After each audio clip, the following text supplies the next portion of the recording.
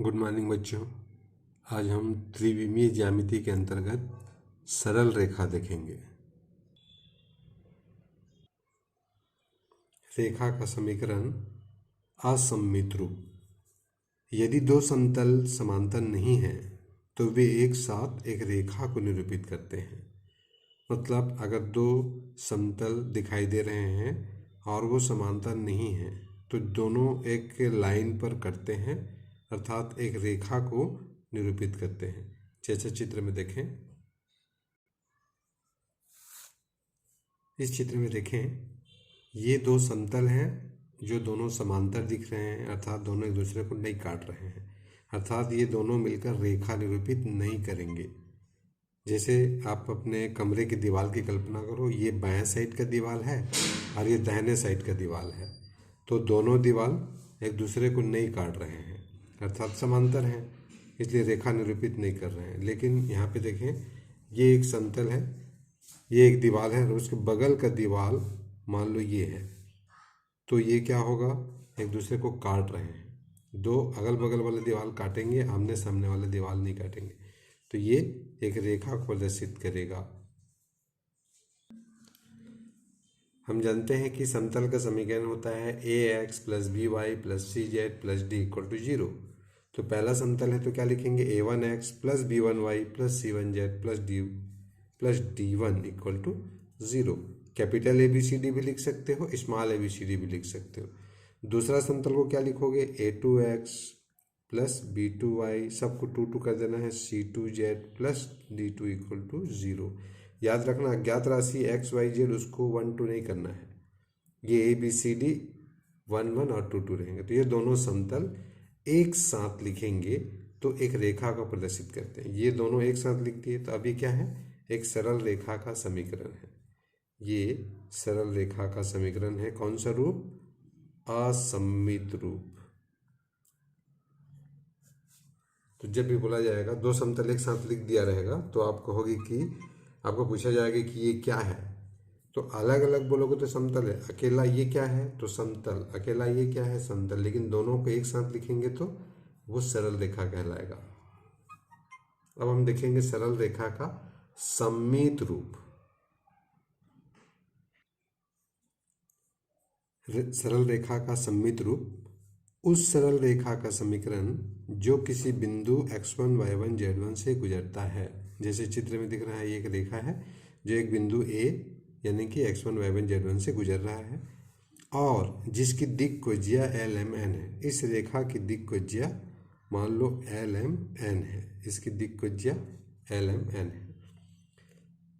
मान लो इस पर एक और बिंदु की कल्पना करते हैं हम B की, और उसका निर्देशांक है मान लो x y z। ये B क्या है, रेखा पर स्थित कोई अन्य बिंदु है, हो सकता है वो B यहाँ है, यहाँ है, यहाँ है, कहीं भी A के अलावा कहीं है, वो x y z है।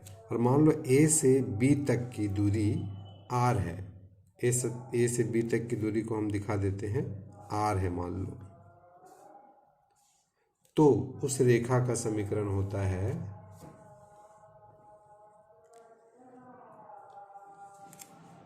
x minus x1 upon L equal to y minus y1 upon m equal to z minus z1 upon n equal to, ये जो दोनों बिंदुओं के बीच की दूरी है r, ये दूरी वास्तविक दूरी होती है, r को हम कहते हैं वास्तविक दूरी। तो सूत्र याद हो गया होगा आपका, क्या करना है, ये रेखा का सममित रूप कहलाता है। दो चीज़ें पता होने से ये बन पाती हैं, एक रेखा पर स्थित कोई बिंदु x1 y1 z1 और रेखा का दिक् कोज्या LMN हो तो ये रेखा का सममित रूप है। अब कभी कभी LMN नहीं दिया है, यानी कि दिक् कोज्या नहीं दिया है, दिक् अनुपात दिया है, तो कैसे निकालेंगे वो नेक्स्ट देखेंगे। अच्छा, इसमें एक और चीज़ देख सकते हैं कि ये एक रेखा है, इस पर एक बिंदु तो पता है हमको x1 y1 z1, अब बोलता है कि कोई दूसरा बिंदु और कोई दूसरा बिंदु निकालो, तो वो निकालेंगे हम x y z। तो क्या होगा, देखिए, इस पर स्थित अन्य बिंदु, इस पर स्थित अन्य बिंदु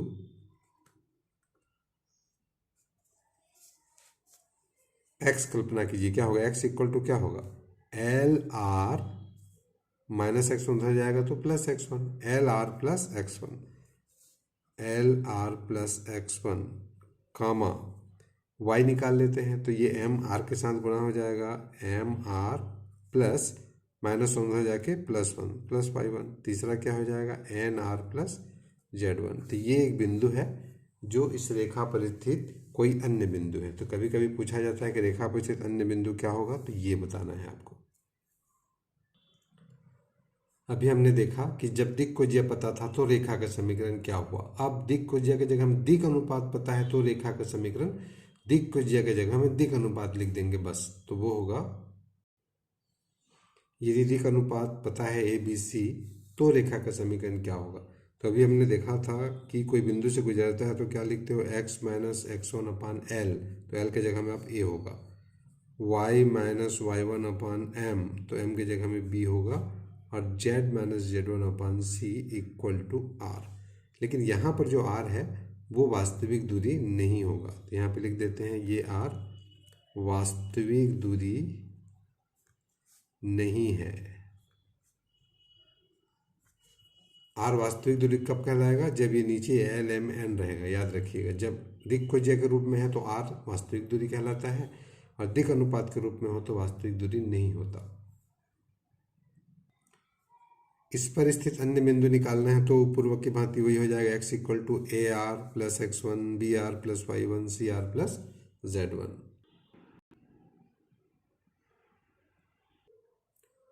अब हम देखेंगे दो बिंदुओं से गुजरने वाली रेखा का समीकरण। ये एक रेखा है, मान लो इस पर दो बिंदु हैं, ए एक है X one Y one Z one, दूसरा बी है X two Y two Z two. तो रेखा का समीकरण क्या होगा। अभी हमने ऊपर क्या देखा था, एक बिंदु पता था, बस एक रेखा पर स्थित एक बिंदु से गुजरने वाला रेखा का समीकरण। उसके साथ साथ क्या, जब एक बिंदु पता होता था तो और क्या ज्ञात होता था, दिक् कोज्या या दिक् अनुपात। तो यहाँ पर दिक् कोज्या दिक् अनुपात ज्ञात नहीं है, केवल दो बिंदु ज्ञात हैं। तो क्या होगा देखते हैं। ऊपर में देखे थे एक बिंदु से गुजरने वाला रेखा का समीकरण वो क्या हुआ करता था, मान लो x one Y one Z one से रेखा गुजर रहा है तो x minus x one upon L, y minus Y one upon M, z minus Z one upon N.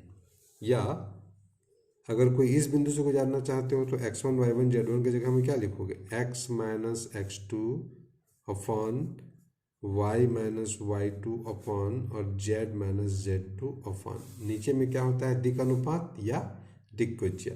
तो नीचे में हम दिक् अनुपात आसानी से पता कर सकते हैं। इसका देखो, दिक् अनुपात पहले बता चुके थे, एक रेखा का दिक् अनुपात क्या होता है, दूसरे बिंदु का निर्देशांक माइनस पहले बिंदु का निर्देशांक। तो क्या होगा, x two minus x one, तो नीचे में ए जो होता है दिक् अनुपात, तो दिक् अनुपात क्या होगा, x two minus x one. तो x two minus x one, यहाँ y two minus Y one, z two minus Z one, बाकी में यही होगा। तो दो टाइप से आप लिख सकते हो। तो ये हो जाएगा दो बिंदुओं से गुजरने वाली रेखा का समीकरण।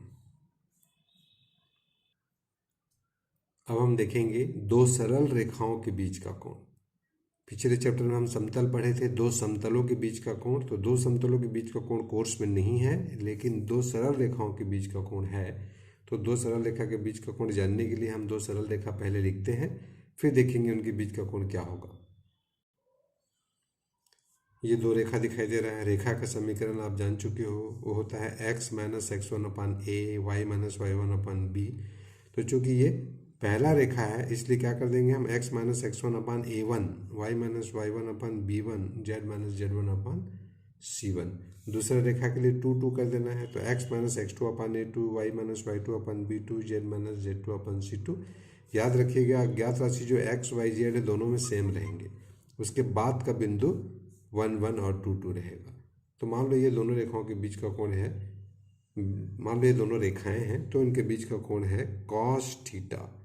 कॉस थीटा बराबर, इनसे मिलते जुलते आप देख चुके हो, दो सदिशों के बीच का कोण देख चुके हैं हम, वही होता है। दो समतलों के बीच का कोण भी वही होता है, दो रेखाओं के बीच का कोण भी वही होता है। लेकिन समतल के बीच का कोण कोर्स में नहीं है, इसलिए हम रेखा का लिखेंगे। इसका सूत्र होता है, ऊपर में अंश में हो जाएगा a1 a2 plus b1 b2 plus C1 C2 ये अंश में होगा अपॉन रूट के अंदर पहले वाले दिक् अनुपात के वर्गों का योग, यानी कि A1 का स्क्वायर प्लस B1 का स्क्वायर प्लस C1 का स्क्वायर, और दूसरे रूट में रहेगा A2 square B2 square C2 square. अगर दिक् अनुपात की जगह हमें दिक् कोज्या पता होता, मान लो ये L1 M1 N1 होता और ये L2 M2 N2 होता, तो यहाँ A B C की जगह में LMN रख देते, सेम फार्मूला। अब दो रेखाएं एक दूसरे के लंबवत हैं कि समांतर है, वो कैसे पता करेंगे? तो लंबवत होने का शर्त है A1 A2 plus B1 B2 plus C1 C2 equal to 0, यानी ऊपर वाला का मान 0 आ गया तो वो लंबवत है।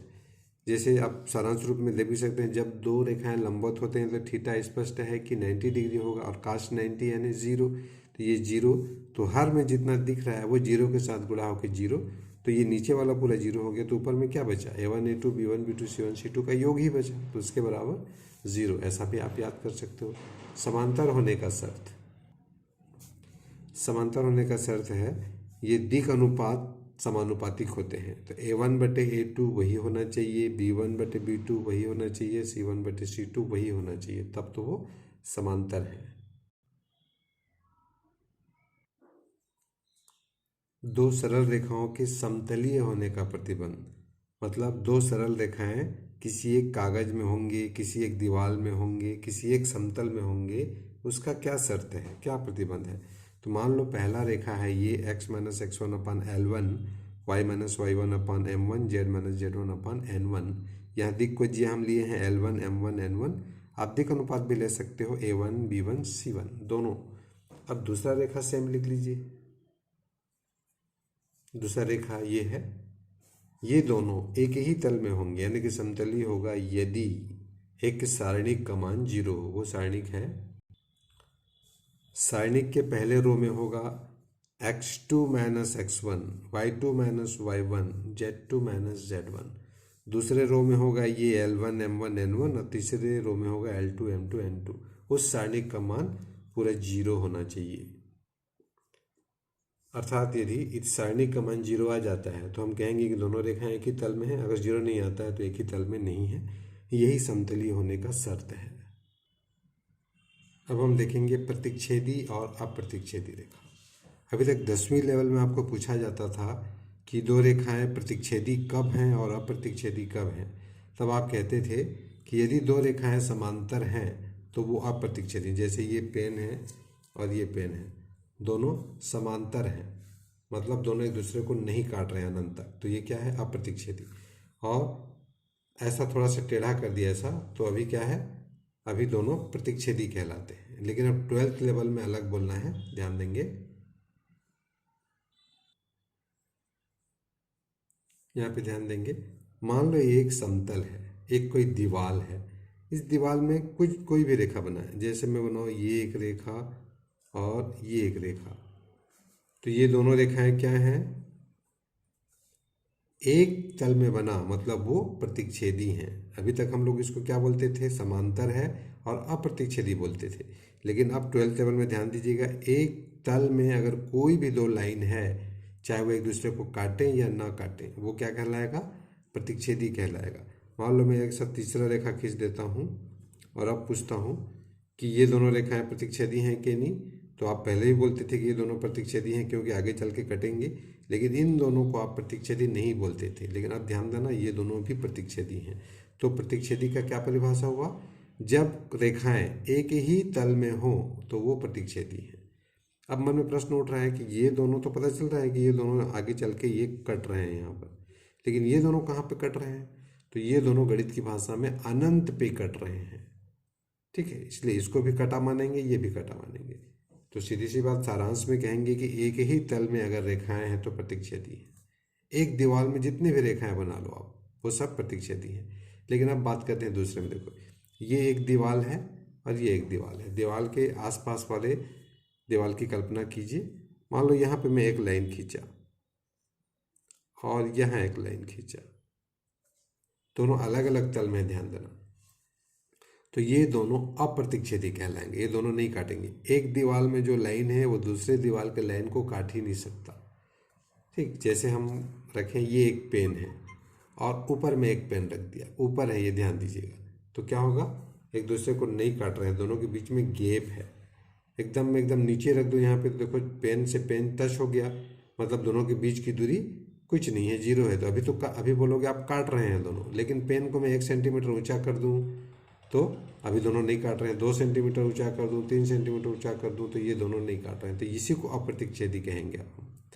मतलब दो अलग अलग तल में है तो वो अप्रतिच्छेदी। जैसे नीचे वाला पेन ये वाले कागज में है और ऊपर वाला पेन, एक कल्पना कीजिए और एक कागज ऊपर में है उसमें, ठीक है, तो वो अप्रतिच्छेदी कहलाएंगे। तो प्रतिच्छेदी अप्रतिच्छेदी में आप ध्यान दीजिएगा।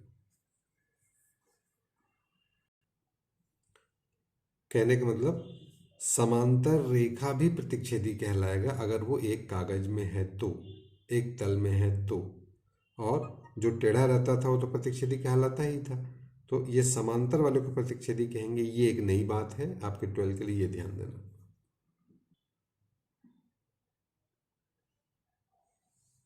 अब हम देखेंगे दो अप्रतिच्छेदी रेखाओं के बीच की न्यूनतम दूरी। मान लीजिए इस तल में एक रेखा है जिसका समीकरण ये है, और इस तल में एक रेखा है जिसका समीकरण ये है। ये दोनों रेखाएं अभी क्या है, अलग अलग तल में है, इसलिए ये अप्रतिच्छेदी कहलाएंगे, प्रतिच्छेदी नहीं है। अगर एक ही तल में होता तो प्रतिच्छेदी होता। जैसे कि देखो, मान लो एक ही तल की बात करें, पहले ये एक कागज है, इसमें ये एक पेन है, ये वाला पेन, और ये एक पेन है। ये इस पेन को मैं आगे बढ़ा रहा हूँ, देखिए, तो आगे ये ढकेल रहा है, मतलब ये क्या है, एक ही तल में है, अर्थात एक दूसरे को काटेंगे। ये दोनों प्रतिच्छेदी कहलाएंगे।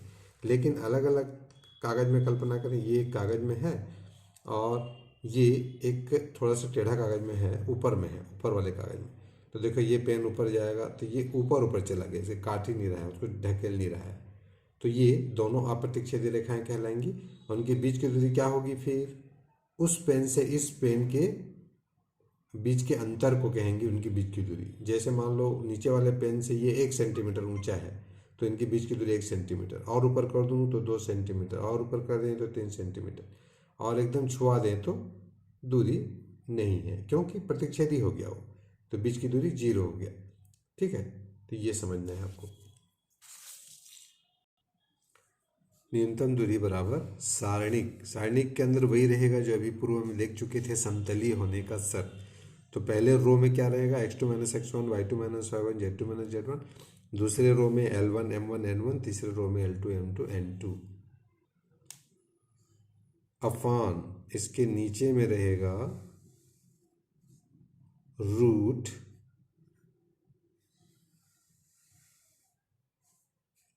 अब देखिए क्या रहेगा, शुरू में इस लाइन को छोड़ देंगे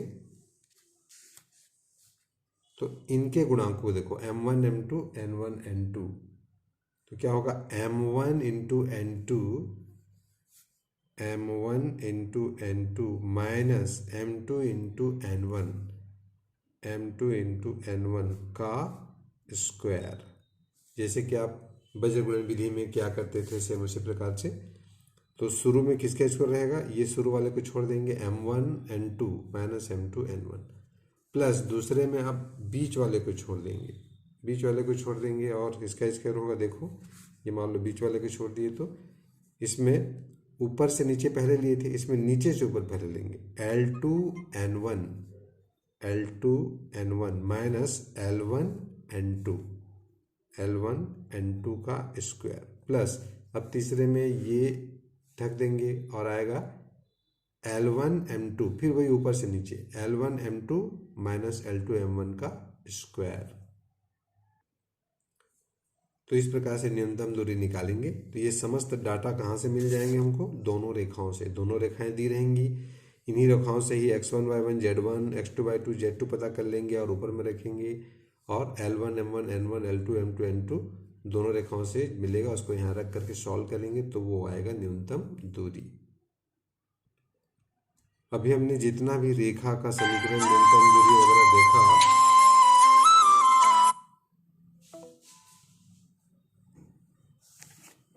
वो कार्तीय रूप में देखा।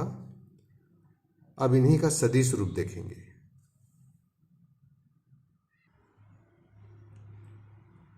सरल रेखा का समीकरण सदिश रूप।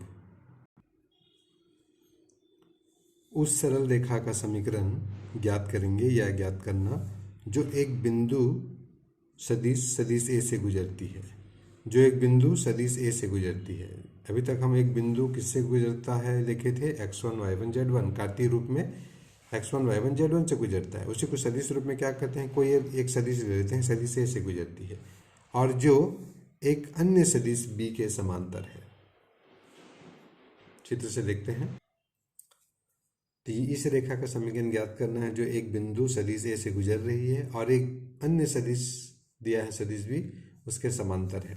तो इस रेखा का समीकरण हम निकालेंगे तो वो होता है सदिश r इक्वल टू, जिस बिंदु से गुजरता है वो यहाँ रहेगा सदिश a प्लस लैम्डा सदिश b। तो ये उस रेखा का समीकरण है जो बिंदु a से गुजर रही है, सदिश के रूप में जो बिंदु दिया है उससे, और एक और सदिश के समांतर है। ये दोनों दिया होगा तो वो रेखा का समीकरण निकल आएगा। तो यही कार्तीय रूप में भी देख चुके हो आप। कार्तीय रूप में जब एक बिंदु से गुजरता था तो इसका क्या हो जाता था, याद करो, x minus x1 upon a equal to y minus y1 upon b equal to z minus z1 upon c। वो और ये दोनों एक ही चीज़ हैं। ये सदिश रूप है और वो कार्तीय रूप था। आगे हम इसको कंपेयर करके बताएंगे, उतना ला के दिखाएंगे, तब आपको और कंफर्म होगा कि हाँ वो दोनों एक हैं। अभी आपको इतना याद करना है, दो बिंदुओं जिनके सदिश सदिश दिए हैं, सदिश ए और सदिश बी से गुजरने वाली रेखा का समीकरण। ये चित्र दिख रहा है जिसमें दो बिंदु सदिश ए और सदिश बी से गुजर रहे हैं। ऊपर वाले में खाली एक बिंदु ए से गुजरता था और बी उसके समांतर रहता था। तो यहाँ इसके समांतर कुछ नहीं है, केवल दो बिंदु से गुजर रहा है। तो उसका समीकरण होता है सदिश r इक्वल टू, एक बिंदु से गुजरता है तो क्या लिखते थे, सदिश a प्लस लैम्डा, यहाँ पे क्या लिखते थे, जो इसके समांतर है वो लिखते थे। लेकिन यहाँ पर दो बिंदु से गुजर रहा है तो लैम्डा के बाद रहेगा सदिश b माइनस सदिश a। तो दो बिंदु से गुजरने वाली रेखा का समीकरण ये है सदिश रूप में। कार्तीय रूप में क्या होता था, याद कीजिए, दो बिंदु से गुजरने वाले रेखा का समीकरण x minus x1 upon x2 minus x1 equal to y minus y1 upon y2 minus y1 equal to z minus z1 upon z2 minus z1। अब पीछे मिला कर देखेंगे और दोनों को कंपेयर करके याद करेंगे। उसका सदिश रूप क्या होता था, कार्तीय रूप क्या होता था, तब आपको याद रहेगा, अन्यथा आप कंफ्यूज हो जाएंगे। अब हम देखेंगे दो रेखाओं के बीच का कोण। मान लो पहला रेखा है, रेखा का समीकरण आप सदिश रूप में जानते हो, r vector equal to a vector plus lambda b vector. अब ये पहला रेखा है तो क्या करेंगे, हम a1 और b1 लिख देंगे। r में a1 1 2 नहीं रहता है, ध्यान दिए, अज्ञात राशि r में 1 2 नहीं रहेगा, सब रेखा में r ही रहेगा। जैसे कि सब रेखा में x y z ही रहता है, x1 y1 z1 नहीं होता, उसी प्रकार से सब रेखा में r होगा। तो दूसरा रेखा और क्या होगा, सदिश r इक्वल टू a2 सदिश प्लस लैम्डा एक अदिश है, उसके जगह मान लो t ले लेते हैं, और सदिश b2। यहाँ पे अदिश लैम्डा, k, म्यू, t कुछ भी लिख सकते हैं आप, दोनों समान नहीं लिखेंगे। तो ये पहला रेखा है, दूसरा रेखा है, दोनों के बीच का कोण cos थीटा इक्वल टू, अब देखिए इस रेखा और इस रेखा के बीच का कोण वही होगा जो इसके समांतर और इसके समांतर रेखा के बीच का कोण होता है। आप जानते हो दो रेखा के बीच का कोण वही होगा जो कि उनके समांतर रेखाओं के बीच का कोण होता है। तो इस रेखा के समांतर आप जानते हो ये b1 होता है और इस रेखा के समांतर आप जानते हो b2 होता है। मतलब b1 और b2 के बीच का कोण निकालेंगे तो वही इन दोनों रेखाओं के बीच का कोण भी होगा। तो b1 और b2 के बीच का कोण निकालने के लिए आप जानते हो cos थीटा सदिश में पढ़े हो, सदिश b1 डॉट सदिश b2 अपॉन b1 सदिश का मॉड b2 सदिश का मॉड। ये सदिश वाले चैप्टर में पढ़े, नहीं पढ़े हैं तो अभी याद कर लेंगे। cos थीटा बराबर हो जाएगा b1 vector dot b2 vector by b1 का मॉड b2 का मॉड, वेक्टर b2 का मॉड वेक्टर b1 का मॉड, ऊपर में डॉट रहेगा, ये ध्यान देना। तो ये दो रेखाओं के बीच का कोण का सदिश रूप।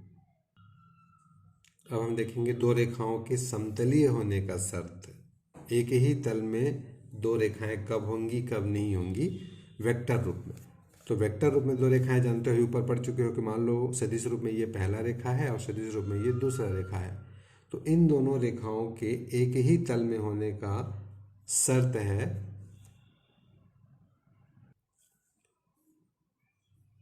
A2 माइनस A1 वेक्टर, फिर थोड़ा गैप करेंगे और यहाँ लिखेंगे B1 वेक्टर, फिर गैप रहेगा और B2 वेक्टर इक्वल टू 0। इसको हम कहते हैं अदिश त्रिक। तीन ठो सदिश है, देखो ये दोनों मिलके एक सदिश, ये दूसरा सदिश है, तीसरा सदिश। तीन सदिश जब ऐसे बड़े ब्रैकेट के अंदर रखा होता है तो आप उसको कहते हो अदिश त्रिक गुणन, जो कि सदिश चैप्टर में पढ़ चुके हैं। भूल गए होंगे तो इसको डिटेल में देखेंगे जब क्वेश्चन करेंगे। इसका मतलब होता है, देखिए बड़े कोष्ठक के अंदर तीन सदिश हैं, इसको बोलते हैं अदिश त्रिक। और अदिश त्रिक का मतलब होता है पहला सदिश यानी कि A2 माइनस A1 डॉट दूसरा क्रॉस तीसरा B1 सदिश क्रॉस B2 सदिश इक्वल टू 0। ये दोनों का एक ही मतलब है, ऐसा भी लिखते हैं ऐसा भी लिखते हैं, दोनों जानना है आपको, ठीक है। कहने का मतलब A1 B1 A2 B2 इतना आपको यहाँ से पता चल जाता है दोनों रेखा से। अगर इसमें रखेंगे और 0 आ गया तो समतली है, 0 नहीं आया तो समतली नहीं है। कार्तीय रूप में क्या होता था, सारणिक x2 minus x1 y2 minus y1 z2 minus z1, फिर दूसरे में L1 M1 N1 L2 M2 N2 बराबर 0 आता था तो बोलते थे समतलीय। कार्तीय में, यहाँ सदिश में कंपेयर करके याद कीजिएगा। दो अप्रतिच्छेदी रेखाओं के बीच की दूरी, मान लो पहला रेखा है ये, दूसरा रेखा है ये, तो दोनों के बीच की न्यूनतम दूरी। इस फार्मूले को अच्छे से याद कीजिएगा क्योंकि हर साल इस न्यूनतम दूरी से एक 6 नंबर का क्वेश्चन आपको जरूर पूछा जाता है। तो अभी सूत्र देखेंगे और जब एग्जाम्पल एक्सरसाइज करेंगे तो अच्छे से आपको प्रैक्टिस करना है। तो ये दो रेखाओं के बीच की न्यूनतम दूरी। कार्तीय रूप में क्या होता था, याद करो। कार्तीय रूप में न्यूनतम दूरी के लिए क्या करते थे, ऊपर क्या होता था x2 minus x1 y2 minus y1 z2 minus z1, दूसरे रो में L1 M1 N1 L2 M2 N2 सारणी के ऊपर रहता था। समतली होने का शर्त ऊपर रहता था। तो यहाँ पे समतली होने का शर्त, तो ऊपर समतली होने का शर्त सदिश रूप में अभी क्या देखे थे हम, A2 माइनस A1 वेक्टर, फिर B1 वेक्टर, फिर B2 वेक्टर बड़ा कोष्ठक में रहता था, ठीक है। अभी समतली होने का शर्त जस्ट देखिए, और नीचे में होगा B1 vector cross B2 vector का मॉड, ये न्यूनतम दूरी का सूत्र। और कार्तीय रूप में नीचे में क्या होता था, रूट। मॉड यानी क्या होता है, रूट। तो मॉड का कार्तीय रूप में रूट क्या देखे थे, root M1 N2 minus M2 N1 का स्क्वायर, इसी प्रकार से देखे थे। तो कंपेयर करना है सदिश रूप में ये, कार्तीय रूप में वो। तो या तो सदिश से पूछेगा या कार्तीय से, दोनों के न्यूनतम दूरी वाला सूत्र आपको याद होना चाहिए। इसका प्रैक्टिस करेंगे क्वेश्चन तब आपको और अच्छे से समझ में आएगा। अभी हम देखे थे दो अप्रतिच्छेदी रेखाओं के बीच की दूरी। अब हम देखेंगे दो समांतर रेखाओं के बीच की दूरी। तो समांतर रेखा, इनको बनाने के लिए क्या करेंगे हम, पहला रेखा क्या होगा, r vector equal to A1 बिंदु से गुजर रहा है तो A1 प्लस लेमडा b, यहाँ पर हम B1 नहीं करेंगे, और vector r equal to A2 vector plus mu vector b। तो समांतर असमांतर कैसे पहचानते हैं, देखो यहाँ पे B1 सदिश है, यहाँ B2 सदिश, तो ये रेखा B1 के समांतर है और ये रेखा B2 के समांतर है। मतलब दोनों क्या हैं, अलग अलग रेखाएं हैं, समांतर नहीं है। लेकिन यहाँ पे देखो ये रेखा B के समांतर है और ये रेखा भी B के समांतर है, तो दोनों क्या होंगे, समांतर रेखा। तो समांतर और अप्रतिच्छेदी कैसे पहचानेंगे, यहाँ B1 और B2 है अलग अलग, तो ये अप्रतिच्छेदी, और ये B और B सेम है तो समांतर। इनके बीच की दूरी निकालना है ऊपर के जैसा ही, तो ये होगा। अच्छा, ऊपर वाले को मैं और क्या बताया था, ऊपर वाले को और कैसे लिख सकते हैं करके, तो पहला सदिश डॉट दूसरा सदिश क्रॉस तीसरा सदिश, और नीचे में सेम रहेगा, ठीक। तो यहाँ पे न्यूनतम दूरी में क्या होगा, देखिए इसी से मिलते जुलते। यहाँ पर क्या था, B1 और B2 दो अलग अलग था, इसीलिए हमने B1 क्रॉस B2 लिखा और उसका डॉट किया। अब B1 और B2 दोनों सेम है, वो B1 भी B है और B2 भी B है, तो ऊपर का सूत्र हो जाएगा A2 minus A1 vector dot की जगह में यहाँ पे हो जाएगा क्रॉस, और B1 और B2 दो नहीं लिखेंगे, खाली लिखेंगे B। तो कंपेयर करना ऊपर और नीचे में क्या अंतर है, देखो अप्रतिच्छेदी वाले में ऐसा रहेगा और समांतर वाले में ऐसा रहेगा, ठीक। और नीचे में, इसके नीचे में क्या हुआ था, B1 क्रॉस B2 का मॉड, तो यहाँ पे रहेगा B का मॉड। तो आपको ज़्यादा तौर पर ये ऊपर वाला पूछा जाएगा, 99% दो अप्रतिच्छेदी रेखाओं के बीच की दूरी पूछा जाएगा। समांतर रेखाओं के बीच की दूरी के पूछने की संभावना कम है, हालांकि उससे सरल चीज़ है ये, इसलिए ये 6 नंबर का ऊपर वाला पूछा जाएगा। 1-2 क्वेश्चन इसके भी हैं, तो कोई कठिन चीज़ नहीं है, इसका भी प्रैक्टिस कर लिए रहेंगे आप।